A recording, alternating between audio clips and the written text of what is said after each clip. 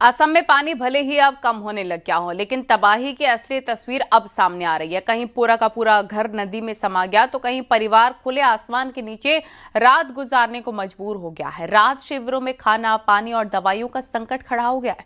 कैसे हालात हैं आपको रिपोर्ट में दिखाते हैं।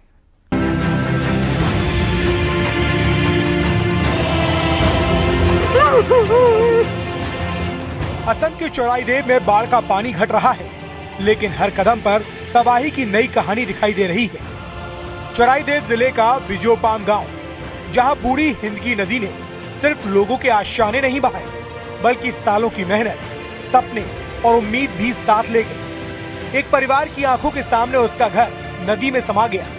मां ने 4 महीने के मासूम को सीने से चिपकाए रखा और किसी तरह जान बचाकर बाहर निकली। अब लौटने के लिए न घर बचा है, न बिस्तर, न कपड़े, सिर्फ है तो खुला आसमान। असम के शिवसागर जिले का हाल देखिए।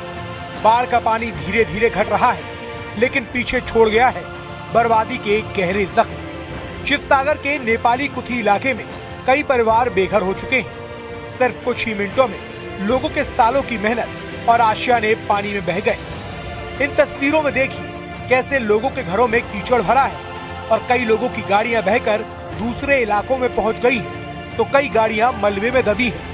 का तो सभी कुछ लॉस हो गया, हमारा कुछ भी बाकी नहीं रहा। डॉक्यूमेंट से लेके अपना परिवार तक मतलब सब लॉस में ही हम, और कैश पैसा था वो भी नहीं रहा। उसके बाद में तो हमारा परिवार का जो फैमिली हमारे साथ का 3 था, उसमें भी हमारा बच्चा का जैसे तैसे हम बारिश का मतलब पानी से जैसे तैसे पकड़ा, वो भी हमारा हाथ से छूट गया था, लेकिन वाइफ को हम पकड़ नहीं सका। ये है शिवसागर जिले में रहने वाले 25 साल के श्रवण कुमार। पेशे से दिहाड़ी मजदूर है। बाढ़ की त्रासदी आई तो श्रवण कुमार ने अपने बारे में नहीं सोचा, बल्कि पूरे गांव को बचाया। बाढ़ के बीच श्रवण कुमार ने दिन रात रेस्क्यू ऑपरेशन चलाकर गांव के लोगों को बचाने का अभियान चलाया। श्रवण और उनकी टीम ने 5 गांव के करीब 2000 लोगों की जान बचाकर एक मिसाल कायम की है। बाढ़ का पानी उतरने के बाद श्रवण का अपना घर पूरी तरह तबाह हो चुका था, लेकिन उनका हौसला बरकरार है। असम में बाढ़ के तांडव के बीच जब सरकारी मदद पहुंचने में देरी हुई तो एक आम इंसान दूसरे का सहारा बन गया।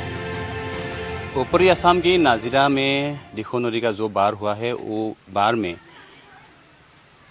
बहुत लोगों की नुकसान हुआ है। और इस बाढ़ में यहाँ का एक रियल हीरो ने बहुत आदमी का जान बचाया, वो हमारे पास साथ है। उसके साथ हम लोग बातचीत करूँगा। तो उस दिन क्या हुआ था? उस दिन ये हुआ था, पानी ऐसा बढ़ा, हम लोग कभी एक्सपेक्ट नहीं किया था कि इतना पानी बढ़ जाएगा।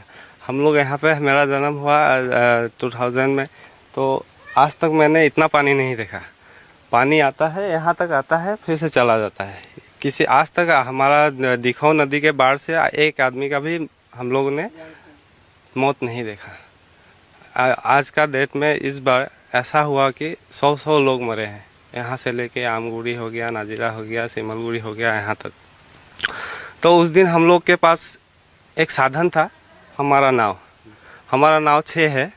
6 होने के कारण से हम लोग अपना एरिया का जो है 5 गांव, ऐसा सिचुएशन हुआ था कि 5 गांव का लोग आज के डेट में सबका देहांत हो जाता है अगर हम लोग नाव लेके नहीं बचाने जाते हैं।